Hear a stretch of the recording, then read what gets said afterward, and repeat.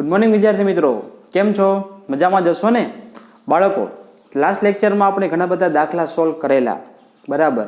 अने तमे ए दाखला जे छे ए तमे तमारी नोटबुक में तमे लखेला पण हशे। मित्रों, जो न लखेला होय तो लखी लो, प्रेक्टिस सारी रीते करी लो।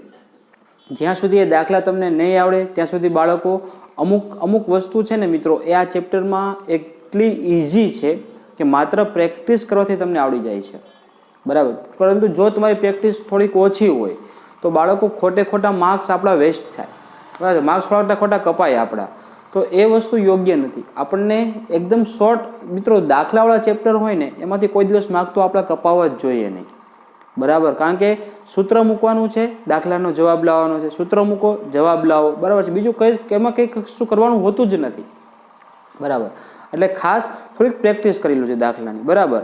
મેં 2 લેક્ચર ગિબ્સની મુક્ત ઉર્જા ઉપર બનાવેલા હતા, બરાબર છે। આજે મિત્રો એક લેક્ચર હજી બાકી રહે છે કારણ કે અડધું જ પૂરું થયું હતું ગિબ્સની મુક્ત ઉર્જાનું।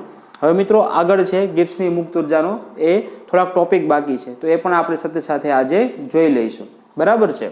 ચાલો જુઓ, આજની પહેલી જે થિયરી છે બાળકો એમાં શું કીધું છે? મુક્ત ઉર્જા અને સંતુલન અચળાંક વચ્ચેનો સંબંધ દર્શાવો। ફરી એકવાર બોલું છું, શું કીધું છે? મુક્ત ઉર્જા અને સંતુલન અચળાંક વચ્ચેનો શું આપવાનો છે? આપણે સંબંધ દર્શાવવાનો છે। બાળકો, સંતુલન અચળાંક એટલે શું છે? મિત્રો અત્યારે તમને બેઝિક માહિતી આપું, બાકી સંતુલન અચળાંક છે એના આપણે 11મા ધોરણમાં સંતુલન ચેપ્ટર છે એમાં તમે ભણશો તો તમે ડિટેલમાં બરાબર એમાં ખબર પડશે। પરંતુ સંતુલન અચળાંક શું છે મિત્રો એ બહુ ડિટેલમાં વાત નહીં કરું, નાની અમથી તમને થોડીક અમથી વાત કરી દઈશ, ઓકે। જ્યારે આવશે ત્યારે સમજાવીશ। જો શું કહે છે, નિયત તાપમાને અને નિયત દબાણે થતી રાસાયણિક પ્રક્રિયાઓ માટે પ્રમાણિત મુક્ત ઉર્જાનો ફેરફાર અને પ્રક્રિયાનો સંતુલન અચળાંક કે વચ્ચે નીચે મુજબ સંબંધ દર્શાવવામાં આવે છે। બાળકો હવે ધ્યાનથી સમજો, સંતુલન અચળાંક, બાળકો સંતુલન અચળાંકનો ઉપયોગ ક્યારે થાય? જ્યારે પ્રક્રિયા સંતુલનમાં હોય ત્યારે જ થાય, બરાબર છે। સંતુલનમાં હોય ત્યારે થાય। એક્ઝામ્પલ તરીકે ખબર છે ને તમને, આપણે આ રીતે લખેલું, આપણે ક્લિયર યાદ છે બધાને? રેડી? માની લો કે એમાંથી બી બને છે, શું બને છે? એમાંથી શું બને છે? બી બને, તો આમ પણ જઈ શકે, આમ પણ જઈ શકે। આપણો મારા ખ્યાલથી એક દાખલો પણ આપણે ગઈકાલે લગભગ લાસ્ટ લેક્ચરમાં સોલ્વ કરેલો, ખબર છે ને? બરફનું પાણી બનતું હતું તે બાળકો 0 ડિગ્રી સેલ્સિયસ તાપમાને તમને બધાને ખ્યાલ છે બરફનું શું બને છે? પાણી બને છે, રેડી? તો એ દરમિયાન મેં તમને કીધું હતું કે આ પ્રક્રિયા કેવી છે? સંતુલનમાં છે, તમે જરીક જોઈ લેજો, બરાબર છે। એ સંતુલનમાં હતું, 0 સેલ્સિયસ તાપમાને ઘન અને પાણી વચ્ચે સંતુલન સ્થપાયેલું હોય છે, બરાબર।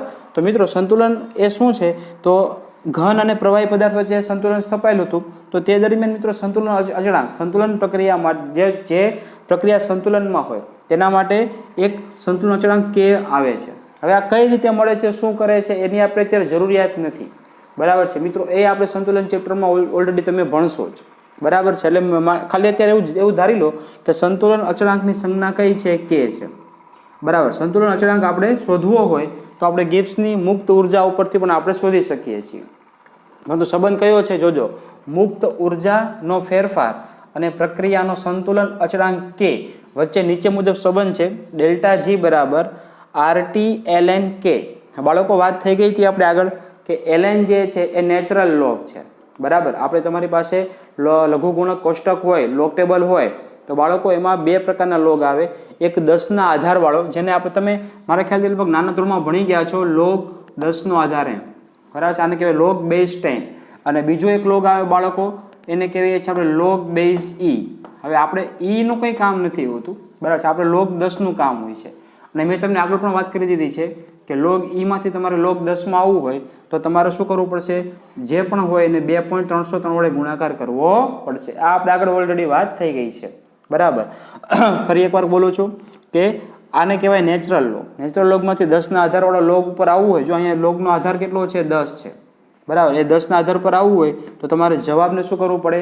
2.303 વડે ગુણાકાર કરવો પડે। એટલે બાળકો આપણે જે દાખલા ગણીશું તે દાખલા માટે મિત્રો આપણે કોઈ દિવસ આપણે એવા સૂત્ર નહીં વાપરીએ, બરાબર છે। આ સૂત્ર લખવાનું કારણ કે કોઈ MCQમાં પૂછાઈ જાય, મલ્ટિપલ ચોઇસ ક્વેશ્ચન, બરાબર છે, કે આ તો યાદ રહેવું જરૂરી છે। પરંતુ બરાબર છે, આપણે સૂત્ર જે મૂકીશું તે માત્ર ને માત્ર સૂત્ર આપણે દાખલામાં આનો જ ઉપયોગ કરીશું, બરાબર। અને IMP સૂત્ર પણ છે, ક્લિયર? એટલે આપણે ધ્યાન રાખવું પડશે કે ડેલ્ટા G બરાબર -2.303 RT log K। બાળકો અમુક વસ્તુ છે, હવે આજનો જે લેક્ચર છે ને એમાં મિત્રો લગભગ 2-3 સૂત્ર હું તમને સમજાવીશ, પણ એ 2-3 સૂત્ર એવા છે ને મિત્રો કે તમારે ધોરણ 12માં પણ જરૂરિયાત પડશે, બરાબર છે. ક્યાં જરૂરિયાત પડશે? ધોરણ 12માં પણ જરૂરિયાત પડે છે. આ સૂત્ર ત્યાં પણ તમે જોશો, આ સૂત્ર રિપીટ થશે, બરાબર. હવે સૂત્ર કઈ રીતે આવે છે, એની સાબિતી કઈ રીતે આપવાની છે, એની આપણે કોઈ ચિંતા કરવાની નથી, બરાબર. આપણે ખાલી સૂત્ર જ યાદ રાખવાનું છે કે સંતુલન અચળાંક કે અને ડેલ્ટા જી વચ્ચેનો સંબંધ કયો છે. તો મિત્રો આટલો ખાલી સંબંધ બને છે કે ડેલ્ટા જી બરાબર -2.303 RT log K. ક્લિયર આટલું? ઓકે. હવે બાળકો આગળ જોઈએ, આમાં જોઈએ કે હવે સંતુલન અચળાંક મેં તમને કહી દીધું કે જ્યારે પ્રક્રિયા સંતુલનમાં હોય, બરાબર, જ્યારે પ્રક્રિયા કેવી હોય? સંતુલનમાં હોય, ત્યારે બાળકો જે સંતુલન અચળાંક જે છે એ હવે એની પાસે બે શક્યતા છે. સંતુલન બે રીતે સ્થપાય, કાં તો ભૌતિક અવસ્થામાં સંતુલન સ્થપાય, જો આપણે ગઈકાલે દાખલો ગણેલો તે ઘનમાંથી પ્રવાહીમાંથી વાયુ બનતું હતું, બરાબર છે ને, પાણી હતું અને તેમાંથી વાયુ બનતું હતું, તો પ્રવાહી અને વાયુ વચ્ચે સંતુલન સ્થપાય તો મિત્રો તે તો અવસ્થા થઈ, બરાબર. શું થઈ ગઈ? તે અવસ્થા થઈ ગઈ. તો બાળકો જો પ્રણાલી અને વાયુ અવસ્થા ધરાવતી હોય, બરાબર છે, વાયુ અવસ્થા ધરાવતી હોય તો કે બરાબર શું લખવામાં આવે છે? કેપી. એટલે અહીંયા સંતુલન અચળાંક થઈ જાય એને શું લખાય? કેપી. પી એટલે કંઈ નથી બાળકો, કારણ કે વાયુ છે એટલે ત્યાં પ્રેશર લેવું પડે. શું લેવું પડે? વાયુ છે ત્યાં શું લેવું પડે? પ્રેશર લેવું પડે, એટલે કે દબાણ લેવું પડે, બરાબર. આપણે કેમ કોઈ દ્રાવણ હોય તેની સાંદ્રતા, જો તમે ચેપ્ટર 1 ભણી ગયા હતા, બરાબર છે, રસાયણ વિજ્ઞાનની પાયાની સંકલ્પના, હવે તમને ખબર છે, મોલારિટી ભણી ગયા હતા, નોર્માલિટી ભણી ગયા, આ બધું તમે ભણી ગયા છો. હવે બાળકો એ દ્રાવણની સાંદ્રતા, એ દ્રાવણ છે, બરાબર. શું છે? દ્રાવણ છે. તો દ્રાવણની સાંદ્રતા મિત્રો આપણે મોલારિટી, નોર્માલિટીમાં દર્શાવી શકીએ છીએ, પરંતુ વાયુની સાંદ્રતા જો તમારે દર્શાવવી હોય મિત્રો, તો વાયુની સાંદ્રતા એ વાયુનું દબાણ છે. ખબર પડે છે? વાયુનું શું છે? દબાણ છે. એટલે આપણે આને કહીએ છીએ રાસાયણિક સંતુલન અચળાંક, આને કહીએ છીએ સંતુલન અચળાંક. પણ જો વાયુ અવસ્થામાં હોય તો આપણે કે ખાલી કરવાનું નથી, શું લખવાનું છે? કેપી લખવાનું છે, બરાબર. અને જો પ્રક્રિયકો અને નિપજોનું સમાંગ પ્રવાહી દ્રાવણ બનતું હોય, ફરી એકવાર, પ્રક્રિયકો નિપજનું શું બનતું હોય? સમાંગ પ્રવાહી દ્રાવણ બનતું હોય, એટલે કે દ્રાવણ હોય, તો બાળકો કે બરાબર શું લખવામાં આવે છે? કેસી લખવામાં આવે છે. ઓકે. દ્રાવણ હોય તો કેની જગ્યાએ કેસી લખવાનું, વાયુ હોય તો કેની જગ્યાએ કેપી લખવાનું, બાકી સૂત્ર એનું જ રહેશે. ખાલી આપણે અવસ્થા ચેન્જ હોય, અવસ્થા શેમાં હોય? કાં તો ઘન પ્રવાહી વાયુમાં ફેરફાર થતો હોય, સંતુલન સ્થપાયું હોય, અથવા તો દ્રાવણમાં સંતુલન સ્થપાયું હોય, ત્યારે બાળકો કેની બરાબર શું લખવાનું છે? કેસી લખવાનું છે. સમજાય કે આટલી મારી વાત? ક્લિયર? ઓકે. હવે બાળકો એના પછીના જે આ 3 મુદ્દા છે, બરાબર છે, આ 3 મુદ્દા, નંબર 1, ઓકે, આ નંબર 1, પછી આ નંબર 2 અને નંબર 3 મિત્રો મોસ્ટ આઈએમપી મુદ્દા છે MCQ માટે, બરાબર છે, અને દાખલામાં પણ ઘણી બધી જગ્યાએ જરૂરિયાત પડશે, એટલે ખાસ સમજી લેજો. આ 3 મુદ્દા છે તે ખૂબ જ ઇમ્પોર્ટન્સ છે, ઓકે. અને આ 3 મુદ્દાઓ બાળકો પાછા સંતુલન ચેપ્ટરમાં રિપીટ પણ થશે, એટલે અહીંયા અત્યારે બેઝિક છે, ડિટેલમાં આપણે સંતુલન ચેપ્ટર ચાલશે, એમાં તમે ભણશો કે આ શું છે તે, બરાબર. હવે જો બાળકો જો કેનું મૂલ્ય કેટલું હોય? 1 કરતાં મોટું હોય, બરાબર છે. કેનું મૂલ્ય કેવું હોય? 1 કરતાં મોટું હોય તો બાળકો ડેલ્ટા જી કેવો થાય? ઋણ થાય. કેવો થાય? ઋણ. એટલે કે અહીંયા તમે કેનું મૂલ્ય શું કેવું કરો છો? 1 કરતાં મોટું લઈ લો છો. 1 કરતાં મોટું લેશો બાળકો, બરાબર છે, તો ડેલ્ટા જી કેવો થશે? નેગેટિવ થશે, બરાબર. કારણ કે મિત્રો જોજો આગળ શું છે? આગળ માઇનસ છે, બરાબર. હવે અહીંયા માઇનસ ને માઇનસ રહેવા દેવું હોય તો કે તો ધન થવો જોઈએ કે નહીં? ખબર છે? કે કેવો થવો જોઈએ? ધન થવો જોઈએ. સમજાય છે આટલી મારી વાત? ઓકે. જો આ ધન હશે તો જ આ પ્રક્રિયા કઈ થશે? ઋણ થશે. પરંતુ જો મિત્રો અહીંયા તમને કેવું મળી ગયું? માઇનસ મળી ગઈ. કેની કિંમત કેવી મળી ગઈ? માઇનસ. એટલે 1 કરતાં નાનું મૂલ્ય હોય. આપણે ખરેખર અહીંયા પ્લસમાં નથી લખતા, કારણ કે મિત્રો આ કેનું મૂલ્ય જે હશે એને પછી તમારે લોગ શોધવાનો છે, એટલે આ આખોનો ગુણાકારનું કીધું છે. એટલે કે કેનું મૂલ્ય જો 1 કરતાં મોટું હોય ને તો તેનો લોગ કેવો આવે? ધન આવશે. કેવો આવશે? તેનો લોગ કેવો આવશે મિત્રો? ધન આવશે, બરાબર. અને જો કેનું મૂલ્ય 1 કરતાં કેવું હોય? નાનું, એટલે પછી તમે તેનો લોગ જોશો તો લોગ કેવો આવશે? માઇનસ આવશે, બરાબર છે. ફરી એકવાર બોલું છું, કેનું મૂલ્ય સર, તો તમને એવું નહીં માનતા કે સર કેનું મૂલ્ય ધન હોય તો અહીંયા તમે કેમ 0 નથી લીધું? બાળકો 0 નથી લેવાતું આમાં. આપણે ખબર છે આગળ તમે ડેલ્ટા એનજી વાળા દાખલા ગણી ગયા હતા, ખબર છે ને? ડેલ્ટા એનજી ધન હોય તો પ્રક્રિયા તો એન્ટ્રોપી છે તે ધન થાય. પણ મિત્રો અહીંયા ધન 0 કરતાં મોટું નથી લેવાનું, ધ્યાનથી સમજજો. હું શું કહું છું? આગળ લોગ છે, ત્યાં લોગ નહોતો ડેલ્ટા એનજીમાં, અહીંયા આગળ લોગ છે, બરાબર. એટલે જો તમારે જે સંખ્યાનો લોગ જોવો હોય એ સંખ્યા જે છે એ 1 કરતાં મોટી હોય, કેવી હોય બાળકો? 1 કરતાં કેવી હોય? મોટી હોય. કારણ કે log 1 અહીંયા તમે 1 મૂકી દો ને 1, તો log 1 નું મૂલ્ય 0 થાય. શું થાય? log 1 નું મૂલ્ય કેટલું થશે? 0 થશે. પરંતુ બાળકો જો તમારે અહીંયા ધન સંખ્યા જોતી હોય, બરાબર છે, તો અહીંયા k નું મૂલ્ય 1 કરતાં કેવું હોવું જોઈએ? મોટું. અને 1 કરતાં મોટું તમે કોઈ પણ અહીંયા મૂલ્ય મૂકો, પછી તમે log જુઓ બાળકો, તો એ સંખ્યા હંમેશા કેવી આવશે? હંમેશા ધન જ આવશે. ખબર પડે છે? એટલા માટે અહીંયા 1 લેવામાં આવે છે, અહીંયા 0 સાથે સંબંધ નથી. એટલે k નું મૂલ્ય જો 1 કરતાં મોટું હોય, બરાબર છે, તો એનો તમે જે log જોશો, બરાબર છે, તો log કેવો આવશે? ધન આવશે. પછી મિત્રો તાપમાન ધન, r તો અચળાંક જ છે, આ પણ અચળાંક છે, તો આગળ કેવું છે? માઇનસ. તો આ ડેલ્ટા જી નું મૂલ્ય કેવું મળશે? માઇનસ મળશે. એટલે કે ડેલ્ટા જી નેગેટિવ મળશે, ડેલ્ટા જી લેસ ધેન 0 થશે. એટલે પ્રક્રિયા આપમેળે થશે. ખબર પડી કે શું થશે? પ્રક્રિયા આપમેળે થશે. પરંતુ મિત્રો માત્ર પુરોગામી દિશામાં થશે. હવે બાળકો સંતુલન હોય ને, સંતુલન એટલે શું? એટલે કઈ રીતે સમજવાનું હોય? સંતુલન હોય એટલે અહીંથી આ બાજુ પણ જતું હોય, બરાબર છે. એટલે કે જો આ ડાયરેક્શનમાં, એટલે કે આ દિશામાં પ્રક્રિયા જાય એને કહેવાય પુરોગામી દિશા. કઈ કહેવાશે મિત્રો? આને પુરોગામી દિશા કહેવાય, બરાબર. અને જો ઇનકેસ કે પ્રક્રિયા આ દિશામાં આવતી હોય તો આને મિત્રો કહેવાય પ્રતિગામી દિશા. કઈ કહેવાશે મિત્રો? પ્રતિગામી દિશા કહેવાય. ખબર પડી ગઈ? એટલે પ્રક્રિયક છે, પ્રક્રિયકથી નિપજ તરફ જાઓ તો એને કહેવાય પુરોગામી, બરાબર. અને નિપજથી તરફ આવો તો એને શું કહેવાય? પ્રતિગામી. તો મિત્રો આ ખાસ વસ્તુ ધ્યાન રાખજો, MCQ માટે બહુ જ અગત્યની છે કે જો k નું મૂલ્ય, બાળકો, જો k નું મૂલ્ય 1 કરતાં મોટું હોય તો માત્ર પુરોગામી દિશામાં જ થશે પ્રક્રિયા. કઈ દિશામાં થશે? માત્ર ને માત્ર પુરોગામી દિશામાં. એટલે એમાંથી શું બનશે? B બનશે. ખબર પડી? શું બનશે? એમાંથી B બનશે. હજી બાળકો એમ પણ તમે કહી શકો કે નિપજ વધારે મળશે. બસ શું મળશે મિત્રો? આમાં તમે હજી પણ એવું કહી શકો નિપજ કેવી મળશે? વધારે. આ વસ્તુ નોટ કરી લખજો, ભલે આમાં લખી નથી, બાજુમાં લખો તો લખજો, નિપજ વધારે મળે. કેમ?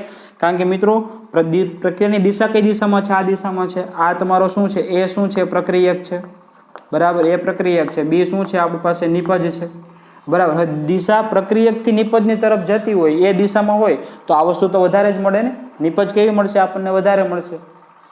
ખબર પડી ગઈ? એટલે નાના કોન્સેપ્ટ છે પણ ખૂબ જ અગત્યના છે. ક્લિયર? જો મેં કીધું અહીંયા આપણે 0 સાથે આપણે સંબંધ નથી લેતા. કોની સાથે સંબંધ લઈએ છીએ આપણે? 1 કરતાં મોટું કે 1 કરતાં નાનું. જો 1 કરતાં મોટું હોય તો તેનો log કેવો આવશે? તો મિત્રો તેનો log ધન સંખ્યા મળે. અને આ ધન ને આ ધન તો આગળ કેવું છે? માઇનસ છે. તો ડેલ્ટા જી કેવો મળશે? નેગેટિવ મળશે. ડેલ્ટા જી નેગેટિવ મળે તો મિત્રો તમને ખબર છે પ્રક્રિયા આપમેળે થશે. આપણે આગળ જોઈ ગયા છીએ. એટલે કે ગિબ્સની મુક્ત ઉર્જા જે છે એનો ફેરફાર જો એનો ફેરફાર નેગેટિવ હોય તો પ્રક્રિયા કેવી થાય છે બાળ મિત્રો? આપમેળે થાય છે. અને બીજી MCQ માટે મેં તમને આપણે કીધું છે કે જો k નું મૂલ્ય કેવું હોય? k નું મૂલ્ય 1 કરતાં મોટું હોય તો મિત્રો પ્રક્રિયા માત્ર પુરોગામી દિશામાં જ થશે. કઈ દિશામાં થશે? માત્ર પુરોગામી દિશામાં જ થાય. સમજાઈ ગયું આટલી મારી વાત? ઓકે, ચાલો પછી બાળકો કેસ નંબર 2. હવે કેસ નંબર 2 ઉપરના કરતા કેવો છે? ઉલટો છે. જો k કેવો હોય? 1 કરતાં નાનો હોય. એટલે બાળકો અહીંયા તમે કેવી કિંમત મૂકશો? 1 કરતાં નાની. તો પછી તમે તેનો log જોશો. 1 કરતાં નાનું પછી તમે તેનો log જોવો બાળકો, તો મિત્રો એનો જે log છે તે log કેવો આવે? ઋણ આવે છે. કેવો આવે છે? log તેનો ઋણ આવે છે. એટલે મિત્રો જો આનો log ઋણ હોય, આ k એનું મૂલ્ય 1 કરતાં નાનું હોય, પછી તમે log જુઓ તો જો તેનું મૂલ્ય ઋણ હોય તો બાળકો આ ઋણ પછી આ ઋણ, તો માઇનસ માઇનસ કેવું થઈ જશે? પ્લસ થઈ જશે. અને મિત્રો માઇનસ માઇનસ પ્લસ થઈ જાય તો તમને ખબર છે ડેલ્ટા જી નું મૂલ્ય કેવું આવે છે? પોઝિટિવ આવે છે. કેવું આવી જશે? પોઝિટિવ. અને જો મિત્રો પોઝિટિવ આવી જાય તો તમને ખબર છે પ્રક્રિયા આપમેળે થશે નહીં. મારી વાત ખ્યાલથી ખબર પડે છે? પ્રક્રિયા આપમેળે થશે નહીં. તો જો k નું મૂલ્ય 1 કરતાં કેવું હોય? નાનું હોય તો બાળકો ડેલ્ટા જી કેવો થાય? પોઝિટિવ થાય, ધન થાય. તો પ્રક્રિયા આપમેળે થશે નહીં. સમજાઈ ગયું આટલું? બરાબર છે. હવે બાળકો હવે આમાં થોડો કન્ફ્યુઝન છે, જોજો ધ્યાનથી સમજો, બહુ મસ્ત MCQ છે. પ્રક્રિયા આપમેળે થશે નહીં. આપણે કોઈ પણ રાસાયણિક પ્રક્રિયા કરાવી તો આપણે શું કામ કરાવતા હોય? આપણને નિપજ જોતી હોય, બરાબર ને? આપણે કોઈ રાસાયણિક પ્રક્રિયા કરાવી છે, આપણે શું જોઈએ? નિપજ જોઈએ. એટલા માટે રાસાયણિક પ્રક્રિયા કરાવતા હોય.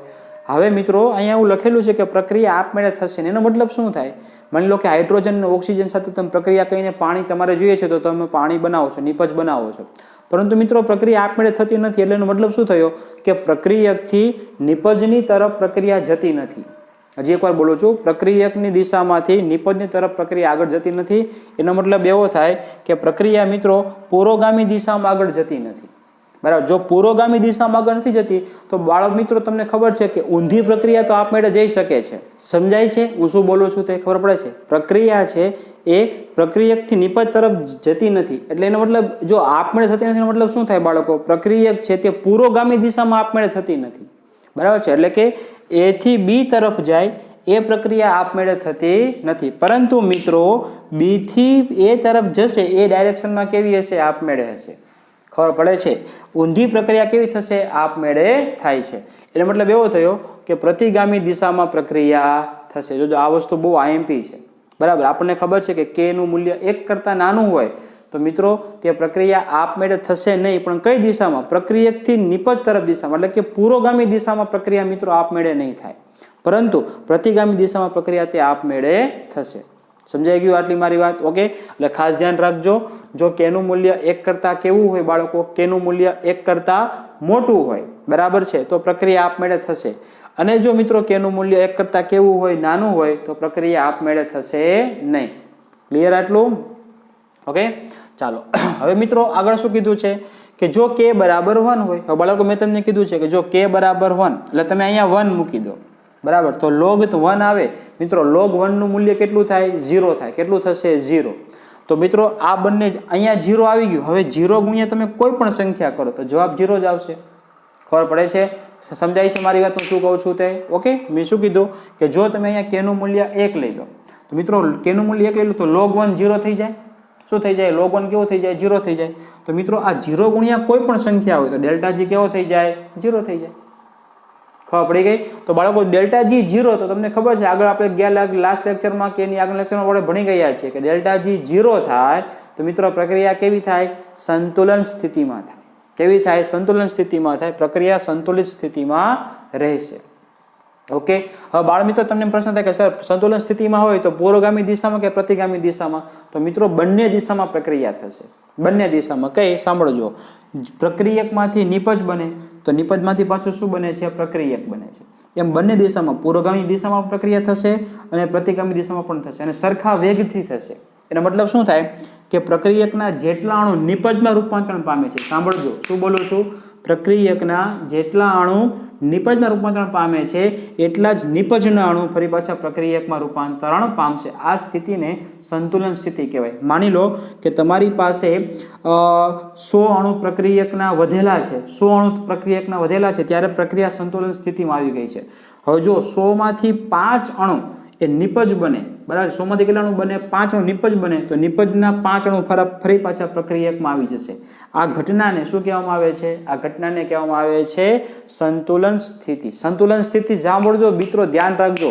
સંતુલન સ્થિતિ ક્યારેય એવી નથી કે બંને સ્ટોપ થઈ જાય, પ્રક્રિયા થતી સ્ટોપ થઈ જાય, એવું ક્યારેય નથી.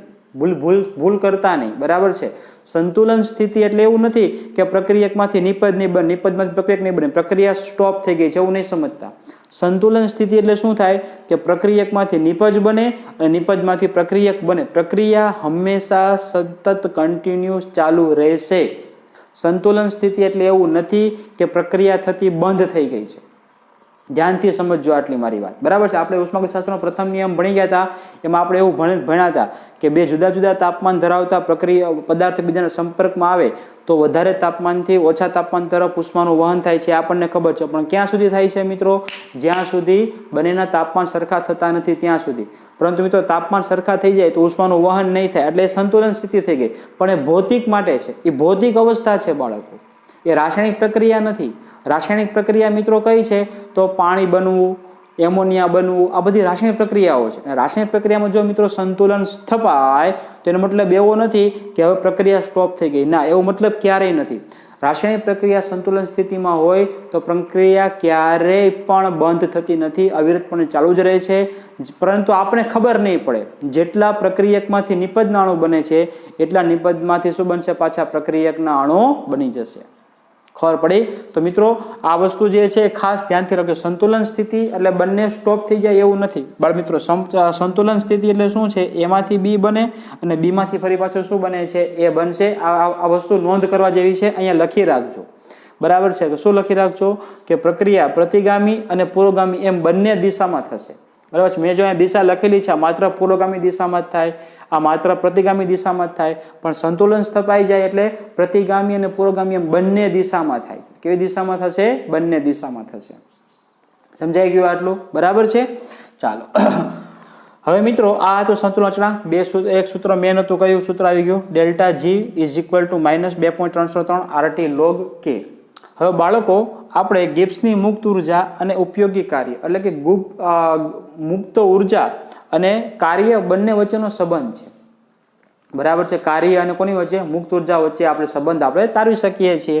જો લખેલું છે અહીંયા કે કોઈ પણ પ્રક્રમ સાથે સંકળાયેલા મુક્ત ઉર્જાના ફેરફારનું મૂલ્ય તે પ્રક્રમ દ્વારા પ્રાપ્ત થઈ શકતું મહત્તમ શક્ય કાર્ય જેટલું હોય છે. હજી એકવાર બોલું છું. કોઈ પણ પ્રક્રમ સાથે સંકળાયેલ મુક્ત ઉર્જાના ફેરફારનું મૂલ્ય તે પ્રક્રમ દ્વારા પ્રાપ્ત થઈ શકતું મહત્તમ શક્ય કાર્ય જેટલું હોય છે.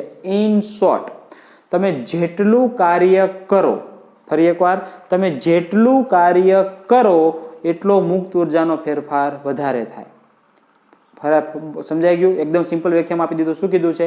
તમે જેટલું કાર્ય કરશો એટલી મુક્ત ઉર્જાનો ફેરફાર કેવો થઈ જશે? વધી જશે. એક્ઝામ્પલ તરીકે માની લો, જો સાંભળજો. જો પ્રક્રિયા અત્યારે છે, પ્રક્રિયા સ્ટોપ છે, બરાબર છે. માની લો કે તેનું કાર્ય કેટલું છે, એટલે કે પ્રારંભિક કાર્ય W1 બરાબર 0 હતું. માની લઈએ આપણે W1 બરાબર કેટલું હતું? 0 હતું. બરાબર. પરંતુ W2 જે છે, W2 બરાબર છે, માની લો કે 10 જૂલ જેટલું હતું. કેટલું હતું? 10 જૂલ જેટલું. એટલે કે કોઈ પ્રક્રિયા, કોઈ પ્રણાલી છે એના દ્વારા 10 જૂલ જેટલું કાર્ય થાય છે. આપણે માની લો કે કોઈ પાત્ર હતું, બરાબર છે, એની ઉપર અચળ દબાણ લગાડતું. હવે થોડુંક પ્રેશર મેં ઘટાડ્યું. પ્રેશર ઘટાડશું એટલે વાયુનું કદ વધશે. વાયુનું કદ વધશે મિત્રો તો પ્રણાલી દ્વારા કાર્ય થશે. પણ એ કાર્ય થયેલું કેટલું હશે? 10 જૂલ જેટલું કાર્ય હતું. ઓકે. પરંતુ મિત્રો હું વધારે થોડું કદ ઘટાડું તો, વધારે દબાણ ઘટાડું તો 10 ની જગ્યાએ 20 પણ થાય, 50 પણ થાય, 40 પણ થાય, 100 પણ થાય. બરાબર. તો બાળકો આ જેટલું મહત્તમ કાર્ય થઈ શકતું હોય, બરાબર, જેટલું તમે વધારે કાર્ય કરો બાળકો એટલો કાર્યનો તફાવત કેવો વધારે આવે. અને જેટલો તફાવત વધારે તેટલું ડેલ્ટા જી નું મૂલ્ય પણ કેવું આવશે? વધારે જ આવશે. એટલે જેટલું કાર્ય હશે બાળકો, એ કાર્ય શેમાં વપરાશે? એ જેટલું કાર્ય વધારે મળે એટલી મુક્ત ઉર્જાનો ફેરફાર પણ કેવો થાય? વધારે હશે. એટલે આપણે ઇન શોર્ટ આપણે આવું લખી શકીએ કે delta G is equal to -W maximum, એટલે કે મહત્તમ કાર્ય. લખેલું છે ને અહીંયા કે પ્રણાલી દ્વારા, તે પ્રક્રમ દ્વારા પ્રાપ્ત થઈ શકતું મહત્તમ શક્ય કાર્ય જેટલું હોય છે, એટલે કે જેટલું મહત્તમ કાર્ય હોય એટલો મુક્ત ઉર્જાનો ફેરફાર કેવો થાય? વધારે થાય. હવે બાળ મિત્રો આગળ જુઓ, અહીંયા માઇનસ છે. શું આપેલું છે આપણને? માઇનસ. તો એનો મતલબ શું થાય? સમજો. માની લો કે કાર્ય છે તે 10 જૂલ જેટલું થયું. ઓકે. તો અહીંયા -10 જવાબ આવશે ફેરફાર. બરાબર છે. ડેલ્ટા જી બરાબર -10. જો કાર્ય 50 જૂલ થતું હોય તો અહીંયા -50 આવશે. બરાબર. જો 100 જૂલ કાર્ય થતું હોય તો -100 મળશે તમને. બરાબર. હવે બાળ મિત્રો ડેલ્ટા જી નું મૂલ્ય સાંભળજો. આગળ નેગેટિવ હોય તો પ્રક્રિયા આપણે થાય, તમને બધાને ખબર છે. તો અહીંયા જેટલી સંખ્યા મોટી એટલું ઋણ મૂલ્ય મોટું થશે કે નહીં? આપણને ખબર છે કે -10 છે તે -50 કરતા કેવા છે? મોટા છે.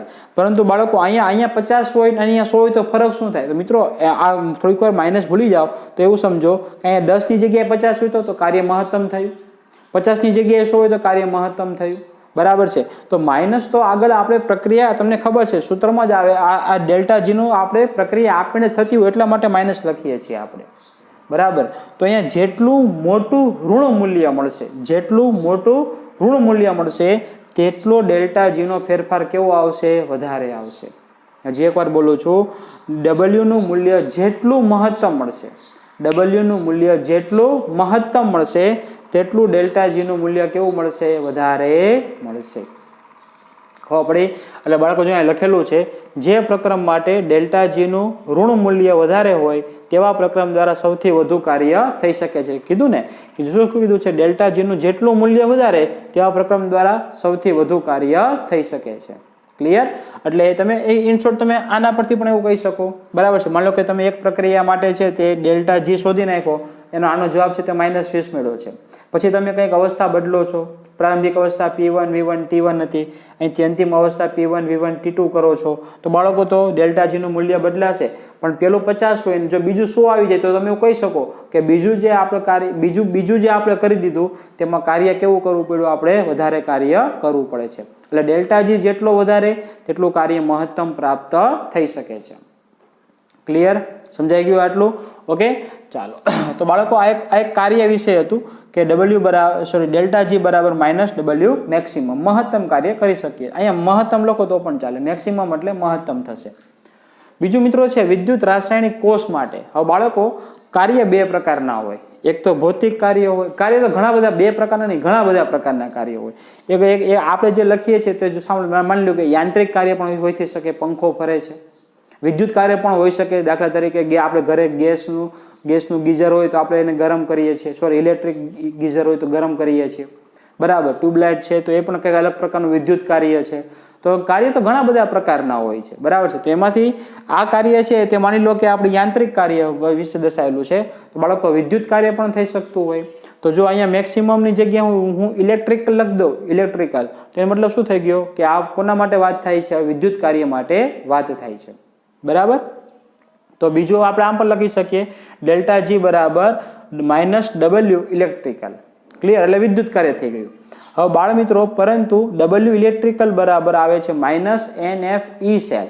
હવે બાળકો આ સૂત્ર આપણે ધોરણ 12 આવશે, બરાબર છે. એટલે તેને સ્વીકારી લો, ધોરણ 12 આવશે કે W બરાબર, પરંતુ વિદ્યુત કાર્ય અહીંયા તમે આવું નહીં લખી શકો, બરાબર. આ તો યાંત્રિક કાર્ય છે. જો અહીંયા વિદ્યુત કાર્ય તમારે ગણવું હોય તો બાળકો એના માટેનું સૂત્ર છે -NFE સેલ. ક્લિયર?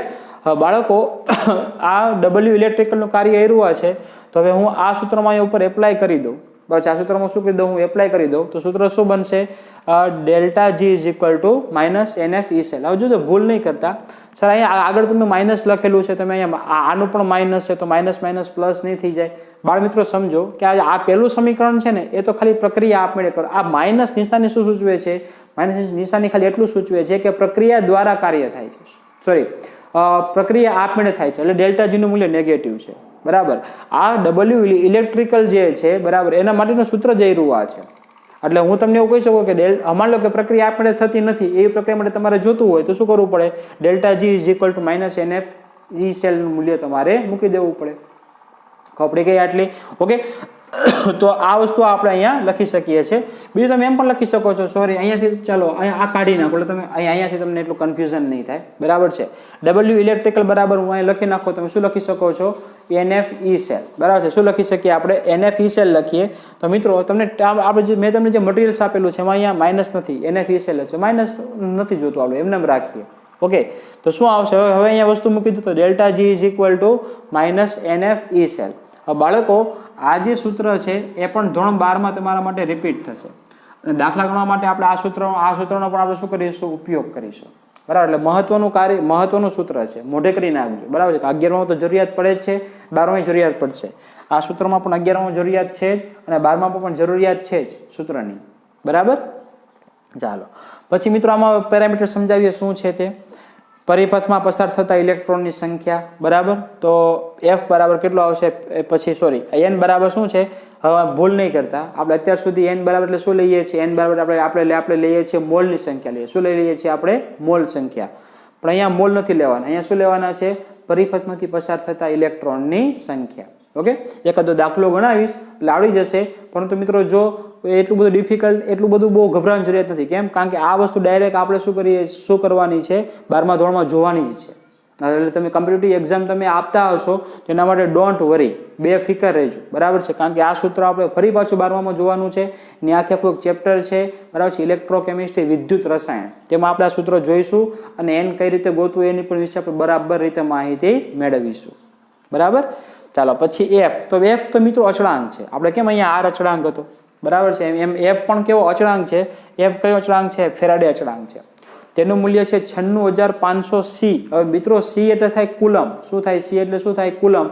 તમે ફિઝિક્સમાં ભણતા હશો, કુલમ એક એકમ છે, બરાબર છે.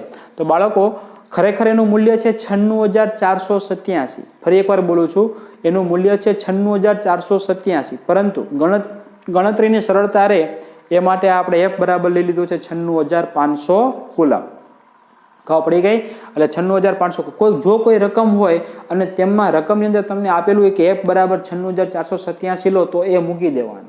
અને જો રકમમાં નથી આપેલું, બરાબર છે, કે 96,487 લો એવું, તો મિત્રો 96,500 લઈને દાખલો તમે ગણી શકો છો. બરાબર. આગળ પછી ઈ સેલ શું છે? બાળકો ઈ સેલ અત્યારે ધોરણ 11માં ધોરણમાં તમને ઈ સેલ આપી દેશે. બરાબર છે, કે રકમમાં જ ઈ સેલ તમને આપી દીધો હોય. બરાબર. અને 12મા ધોરણમાં તમે એને કઈ રીતે મેળવો એ પણ તમે સમજીશ. એની એક રીત આવશે કે ઈ સેલ કઈ રીતે આપણે ગણી શકાય તે. એટલે ગભરાવાની જરૂરિયાત નથી. અત્યારે રકમમાં આપી દીધો હોય અને કોમ્પિટિટિવ એક્ઝામ તમે આપો છો તો મિત્રો તમે 12મું પૂરું થશે પછી જ આપવાના છો. એટલે તમને ઈ સેલ કઈ રીતે શોધવું એ પણ તમને આવડી જશે. બરાબર. એટલે ગભરાવાની જરૂરિયાત નથી. જો કોમ્પિટિટિવ એક્ઝામમાં પૂછાય તો તમને 11મા ધોરણમાં એનસીઆરટી કે એવું કંઈ છે એમાં તમને પૂછાતો હોય તો તમને ઈ સેલનું મૂલ્ય તમને મળી જશે. બરાબર. ચાલો, કે ભાઈ રકમ જ આપેલું હોય કે આ રીતે હોય એમ. અને જો પ્રમાણિત હોય એટલે કે પ્રમાણિત સ્થિતિમાં હોય, દાખલા મિત્રો આજે કાર્ય વાત થાય છે ને એ તમને બેઝિક, તમને બાળ મિત્રો તમને ખબર હોય તો બેઝિક કંઈક આ રીતનું છે. સાંભળજો, આ કાર્ય જે છે તે કંઈક આ રીતનું છે. બરાબર. માની લો કે આ કોઈ વિદ્યુત કોષ છે. તમે ધોરણ 10માં ભણીને આવી ગયા છો મારા ખ્યાલથી લગભગ. બરાબર છે. આ વિદ્યુત કોષ હોય, તેની અંદર બે વિદ્યુત ધ્રુવો ડૂબાડેલા હોય, ઇલેક્ટ્રિક પ્રવાહ પસાર થતો હોય અંદરથી. બરાબર છે. પ્લસ અને માઇનસ યાદ કરો, ઓલે ઢોળ ચડાવવાળી પ્રક્રિયા. આ તમે લગભગ ભણી ગયા છો મારા ખ્યાલથી. આવતું પણ હશે સ્ટાન્ડર્ડ 10માં, નાના ધોરણમાં આવતું હશે.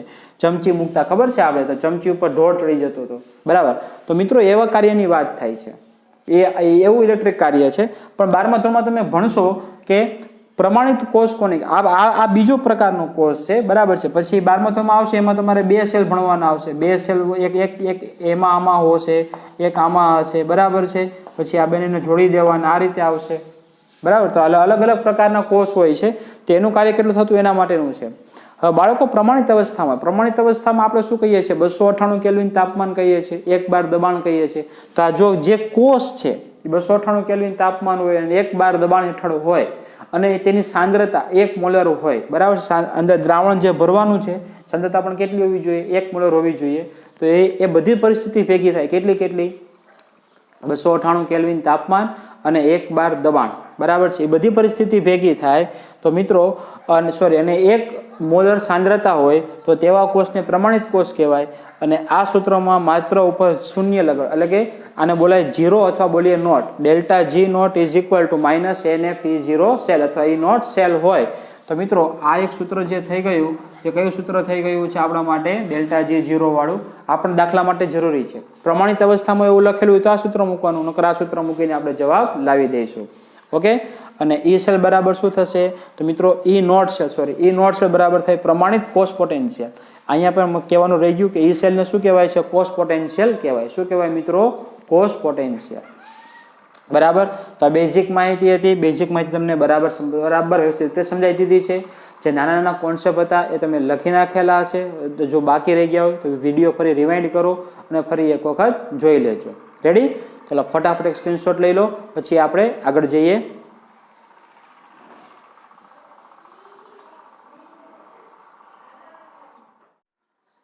ચાલો મિત્રો, આગળનો ટોપિક શું કીધું છે? ઉષ્માગતિશાસ્ત્રના બીજા નિયમની ઉપયોગિતા. બાળકો એમાં જો પહેલું સેન્ટેન્સ એમ કે છે કે પ્રક્રિયા આપમેળે થશે કે નહીં તે જાણી શકાય છે. આપણને ખબર છે કે ડેલ્ટા G ના મૂલ્ય ઉપરથી પ્રક્રિયા આપમેળે થશે કે નહીં થાય તેની માહિતી આપણે મેળવી લઈશું. બરાબર છે. એક્ઝામ્પલ તરીકે ડેલ્ટા G નું મૂલ્ય જો નેગેટિવ આવશે તો પ્રક્રિયા આપમેળે થશે, પોઝિટિવ આવશે તો આપમેળે નહીં થાય, અને 0 આવશે તો પ્રક્રિયા સંતુલનમાં રહેશે. એ આપણને ખ્યાલ છે. બરાબર. બીજું ઉપયોગ કે પ્રક્રિયાના સંતુલન અચળાંકના મૂલ્યોની પણ ગણતરી કરી શકાય છે. આપણે છેલ્લે હમણાં સૂત્ર પણ જોયું, delta G is equal to -2.303 RT log K. એ પણ આપણે જોઈ ગયા છીએ. બરાબર. ચાલો બાળકો, એવી એક મર્યાદા પણ છે કે રાસાયણિક પ્રક્રિયાઓના વેગ વિશે માહિતી મળતી નથી. બાળકો, કોઈ પણ રાસાયણિક પ્રક્રિયા થાય, બરાબર, તો તે આપમેળે થશે કે નહીં તેની માહિતી આપશે, પરંતુ એ પ્રક્રિયાનો વેગ એટલે કે કેટલા સમયમાં પ્રક્રિયા પૂરી થશે એની કોઈ માહિતી ઉષ્માગતિશાસ્ત્રનો બીજો નિયમ છે તે આપતો નથી. પડી ગઈ? તો બાળકો એના વિશે શું કરવું પડે? તો તો મિત્રો એના માટે તમારે એવું કરવું પડે કે હવે ધોરણ 12માં રાસાયણિક ગતિકી એક ચેપ્ટર છે એનો અભ્યાસ કરવો પડશે, પણ એ 12મા ધોરણમાં કરવાનો છે. અત્યારે કોઈ એની માહિતી આપણે મેળવવાની નથી, પરંતુ ખાલી એટલું એ યાદ રાખો કે રાસાયણિક પ્રક્રિયાના વેગ વિશે માહિતી મળતી નથી. એટલે કે ઇન શોર્ટ કેટલા સમયમાં પ્રક્રિયા પૂરી થશે તેની કોઈ માહિતી મળતી નથી. બરાબર. દાખલા તરીકે હાઇડ્રોજન અને ઓક્સિજન પ્રક્રિયા હાઇડ્રોજન અને ઓક્સિજન વચ્ચે રાસાયણિક પ્રક્રિયા થાય તો પાણી બનશે 100%. એ પ્રક્રિયા આપણે થશે કે નહીં એ ડેલ્ટા જીના મૂલ્ય પરથી આપણે નક્કી કરી શકીએ છીએ. પરંતુ હાઇડ્રોજન અને ઓક્સિજન બંને રાસાયણિક પ્રક્રિયા કરી કેટલા સમયમાં પાણી આપી દેશે એની કોઈ જ માહિતી તમને મળશે નહીં. બરાબર. એટલે એની શું છે મર્યાદા છે. ઓકે, ચાલો હવે મિત્રો ઉષ્માગતિશાસ્ત્રનો ત્રીજો નિયમ છે. શું કહે છે તે બાળકો? આ નિયમ નથી, આ તો સેન્ટેન્સ છે જે આપણે ઓલરેડી આગળ જોઈ ગયા છીએ. તાપમાન વધતા એન્ટ્રોપી વધે છે, એ આપણે બધાને ખ્યાલ છે. બરાબર. બાળ મિત્રો, જો આપણી પાસે પાણીની ભરેલી તપેલી હોય તો એ તપેલીમાં પાણી સ્થિર અવસ્થામાં છે વાતાવરણના તાપમાને. હવે જોઈને આપણે ગેસ ઉપર ગરમ કરીએ, બરાબર, તો શું થશે? પાણી બોઇલ થશે, એટલે પાણીના અણુઓ જે છે તે ઉછળવા લાગશે.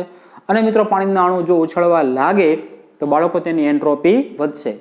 મિત્રો એકદમ સિમ્પલ વસ્તુ સમજો, તાપમાન વધતા અણુઓની ગતિ ઉર્જા હોય કે રેખીય ઉર્જા હોય કે ભ્રમણીય ગતિ હોય કે કંપન ગતિ હોય, તાપમાન વધતા આ બધી જ ગતિઓ જે છે બધી જ ગતિઓ કેવી થાય છે? વધે છે. બરાબર. અને જો તાપમાન ઘટે તો આ બધી ગતિઓ કેવી થઈ જાય છે? ઘટે છે. ઓકે, એક્ઝામ્પલ તરીકે સમજો કે પાણીને ગરમ કરો તો પાણી ઉકળશે, વરાળ બનશે. વરાળની એન્ટ્રોપી કેવી હશે? વધારે હશે. પણ પાણીને તમે ઠંડુ કરો તો ઘન બને છે અને ઘન પદાર્થની એન્ટ્રોપી કેવી હશે? ઓછી હશે. તાપમાન વધારતા શું થાય છે? એન્ટ્રોપી વધે છે. અને તાપમાન ઘટાડતા એન્ટ્રોપી કેવી થાય છે? ઘટે છે. એટલે તાપમાનના સમપ્રમાણમાં છે. તાપમાન વધે એન્ટ્રોપી વધે, તાપમાન ઘટે એન્ટ્રોપી ઘટે. બરાબર. પરંતુ મિત્રો 1906માં એક જર્મન વૈજ્ઞાનિક હતા નટ્સ, એને એવું જોયું કે પદાર્થની એન્ટ્રોપીનું પદાર્થનું એન્ટ્રોપી ઘટાડો તો ધીમે ધીમે એન્ટ્રોપીનું મૂલ્ય પણ કેવું થાય છે? ઘટે છે. પદાર્થનું તાપમાન ઘટાડો તો એન્ટ્રોપી પણ કેવી થાય છે? ઘટે છે. તેના પરથી ઉષ્માગતિશાસ્ત્રનો ત્રીજો નિયમ પ્રસ્થાપિત થયો કે નિરપેક્ષ શૂન્ય તાપમાને સંપૂર્ણ શુદ્ધ સ્ફટિકમય પદાર્થની એન્ટ્રોપીનું મૂલ્ય કેવું હોય છે? શૂન્ય હોય છે. સમજાવો હમણાં શું કહે છે તે. નટ્સ વૈજ્ઞાનિકે શું કીધું? જર્મન વૈજ્ઞાનિકે કે બાળકો તાપમાન ઘટાડો તો એન્ટ્રોપી ઘટે. પણ ક્યાં સુધી ઘટાડતો? જો એક ફિક્સ કરી નાખ્યું નિરપેક્ષ શૂન્ય તાપમાન. નિરપેક્ષ શૂન્ય તાપમાન એટલે કેટલું થાય બાળકો? 0 કેલ્વિન. ધ્યાનથી જોજો, ઓકે નથી લખ્યું, 0 કેલ્વિન છે. બરાબર. અથવા -273 સેલ્સિયસ. બરાબર છે. -273 સેન્ટીગ્રેડ તાપમાન. આટલા તાપમાને મિત્રો કોઈ પણ, ધ્યાન રાખજો, કોઈ પણ ઘન પદાર્થ હોય પણ એ કેવો હોવો જોઈએ? શુદ્ધ અને સ્ફટિકમય. બાળકો સ્ફટિકમય એટલે શું? મિત્રો ઘન પદાર્થ બે સ્વરૂપ ધરાવે, સ્ફટિકમય અને અસ્ફટિકમય. તેની વધારે માહિતી આપણે ચેપ્ટર નંબર 1 ધોરણ 12માં ભણવાના જ છીએ. બરાબર. અત્યારે એટલી ચિંતા નથી કરવાની, પણ સમજી લો કે સંપૂર્ણ શુદ્ધ સ્ફટિકમય પદાર્થની એન્ટ્રોપીનું મૂલ્ય કેવું હોય છે? શૂન્ય હોય છે. બરાબર. ફરી એકવાર, નિરપેક્ષ શૂન્ય. બાળકો આટલું નીચું તાપમાન છે. બરાબર છે. આટલું નીચા તાપમાને કોઈ પણ પદાર્થની એન્ટ્રોપી શૂન્ય થઈ જાય ને, કારણ કે મિત્રો કોઈ પણ પદાર્થ છે તે એટલા નીચા તાપમાને એટલું ઠંડુ કરો તો આ બધી ઉર્જા છે, જેમ કે ગતિ ઉર્જા મેં વાત કરી હતી, રેખીય ઉર્જા વાત કરી હતી, ભ્રમણ ગતિ કીધું હતું, કંપન ગતિ કીધું હતું, આ બધી જ ગતિ જ કરતા અણુઓ કેવા થઈ જશે? એક જગ્યામાં ફિક્સ થઈ જશે, સ્થાયી થઈ જશે. એટલે કે ગતિ કરતા બંધ થઈ જશે. અને ગતિ કરતા બંધ થઈ જાય તો મિત્રો તેની એન્ટ્રોપી કેવી થઈ જાય છે? ઘટી જ જશે. ખબર પડી ગઈ આટલી? ઓકે, ચાલો. બાળકો અહીંયા લખેલું પણ છે, નિરપેક્ષ શૂન્ય તાપમાને પદાર્થના અણુઓની ગતિ ઉર્જા બિલકુલ નહીવત થઈ જાય છે. ગતિ ઉર્જા બિલકુલ સ્ટોપ. પરંતુ સ્થિતિજ ઉર્જાનું શૂન્ય હોતી નથી. સ્થિતિ ઉર્જા તો પદાર્થની મિત્રો આંતરિક ઉર્જા છે. બરાબર. દાખલા તરીકે સમજો કે મારી પાસે આ માન લો કે આ ચોક છે. બરાબર. હવે એ ચોકને નિરપેક્ષ શૂન્ય તાપમાને હું લઈ જાઉં છું, એટલે આની એન્ટ્રોપી તો 0 થઈ ગઈ. પરંતુ મિત્રો હવે આ ચોકને અહીંયાથી ઉચકીને ઉપર લઈ જાઉં છું. બરાબર છે. તો અહીંયા એની એન્ટ્રોપી તો 0 હશે જ, પરંતુ આની અંદર રહેલી જે સ્થિતિ ઉર્જા બદલાઈ ગઈ ને, કારણ કે સ્થિતિ ઉર્જા તો કોની પર આધાર રાખે છે? અવસ્થા પર આધાર રાખે છે. ખબર પડે છે? એટલે એન્ટ્રોપી જે છે એ શૂન્ય થશે નિરપેક્ષ શૂન્ય તાપમાને, પરંતુ પદાર્થની અંદર રહેલી સ્થિતિ ઉર્જા છે તે શૂન્ય થશે નહીં. ખબર ને સ્થિતિ ઉર્જાનું સૂત્ર શું છે? યુ બરાબર mgh આપણે વાત કરી ગયા હતા બરાબર. ફિઝિક્સમાં તમે ભણશો પણ ખરા, આપણે વાત થઈ ગઈ હતી કે અવસ્થા વિધેય છે. તો અવસ્થા વિધેય એ તાપમાન સાથે થોડું રિલેટેડ છે. તો અવસ્થા પર છે, પહેલા અહીંયા હતું પછી અહીંયા હતું, એટલે સ્થિતિ ઉર્જા શૂન્ય થશે નહીં.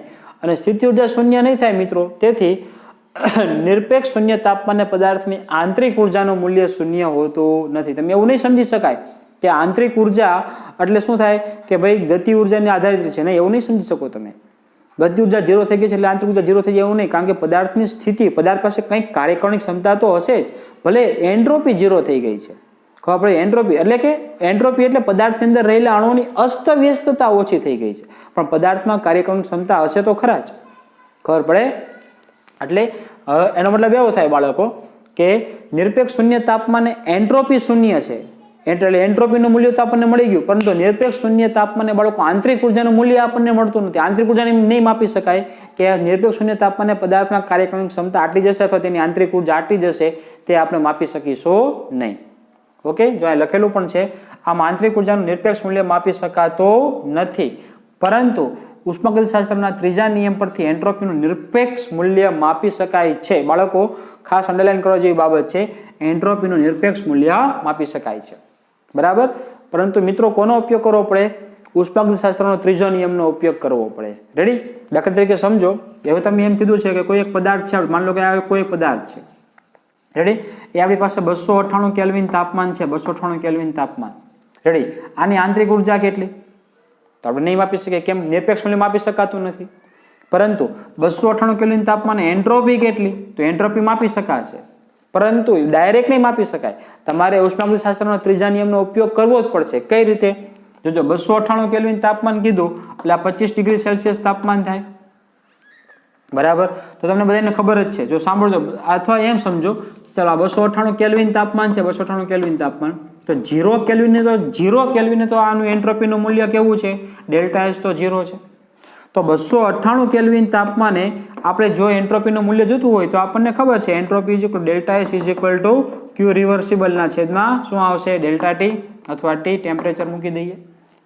ખબર પડી ગઈ? તો હવે સાંભળજો કે 0 કેલ્વિનથી 298 કેલ્વિન તાપમાન કરવા માટે તમારે કંઈક ઉષ્મા આપવી પડે. એ તો આ સૂત્ર પરથી મળી જાય કે ન મળી જાય? ખબર પડે છે? તો આ વસ્તુ બાળકો કેવી થઈ જાય? અને આનું મૂલ્ય આપણે ગણી શકીશું. ક્લિયર? પરંતુ આંતરિક ઉર્જાનું મૂલ્ય માપી શકાતું નથી, કારણ કે 0 હવે અહીંયા પહેલા 0 થી કેટલા ડિગ્રીએ ગઈ એ જે આપણે નક્કી કરવું પડે ને, તો તફાવત તો થાય ને ડેલ્ટા એચ, તો જ આપણને મળશે નિરપેક્ષ મૂલ્ય, તો જ મળી શકે છે. ઓકે, એટલે એન્ટ્રોપીનું નિરપેક્ષ મૂલ્ય માપી શકાય છે, પણ કોનો ઉપયોગ કરવો પડે? ત્રીજા નિયમનો ઉપયોગ કરવો, કારણ કે તમે અહીંયા ધારી લીધું છે 0 કેલ્વિને 0 હતી, તો આટલા કેલ્વિને કેટલી થાય? ખબર પડી ગઈ? ઉષ્મા કંઈક આપવી પડશે. આમાં 0 થતી જ નથી આંતરિક ઉર્જા, તેથી નિરપેક્ષ મૂલ્ય માપી શકાશે નહીં. ક્લિયર થઈ ગયું? ઓકે, તો બાળકો આ બધી વસ્તુઓ તમને ઓલરેડી પેમ્પલેટમાં આપેલી જ છે, અને ટીક કરી નાખશો તો પણ ચાલશે, અથવા વાંચી લો તો પણ ચાલશે. ઓકે, હવે મિત્રો આજનો જે લેક્ચર છે તે આપણે અહીંયા જ રાખીએ છીએ, પરંતુ મિત્રો હવે આ જે ચેપ્ટર છે તે થિયરેટિકલ દ્રષ્ટિએ સંપૂર્ણપણે કેવું થઈ ગયું છે? પૂરું થઈ ગયું છે. હવે માત્ર ને માત્ર મિત્રો આપણે જે આજે જે બે જોયા સમીકરણો, સૂત્રો જોયા, ડેલ્ટા જી બરાબર -2.303 RT log K અને delta G is equal to -NFE0 cell. આવતા લેક્ચરમાં મિત્રો આપણે તેના દાખલા ગણીશું, અને એકાદો જો કોઈ સારા MCQ હશે તો ત્રીજા નિયમ ઉપરથી આપણે MCQ પણ આપણે જોઈશું. ઓકે, પરંતુ થિયરીની દ્રષ્ટિએ આ ચેપ્ટર કેવું થાય છે બાળ મિત્રો? પૂરું થાય છે. રેડી? તો મિત્રો આજનો લેક્ચર આપણે અહીં સુધી જ રાખીએ છીએ. ફરી પાછા આપણે નેક્સ્ટ લેક્ચરમાં મળીશું. ત્યાં સુધી બાય એન્ડ ગુડ બાય.